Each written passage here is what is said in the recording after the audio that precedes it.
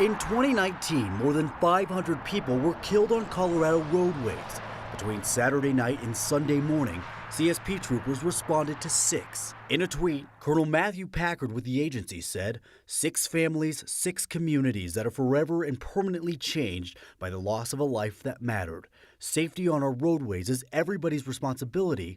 We must do better. Think about those 6 people that are no longer here. That matters. CSP Sergeant Blake White says they're investigating alcohol and speed as factors in these crashes.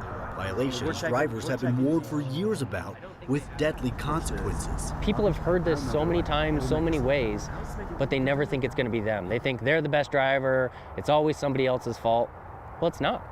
It's people that are still making these decisions that aren't fixing these problems, that are costing people their lives. On top of these 6 crashes, Lakewood police responded to another deadly wreck early this morning. Police say a pickup truck ran a red light at Florida Avenue in Wadsworth just before 1.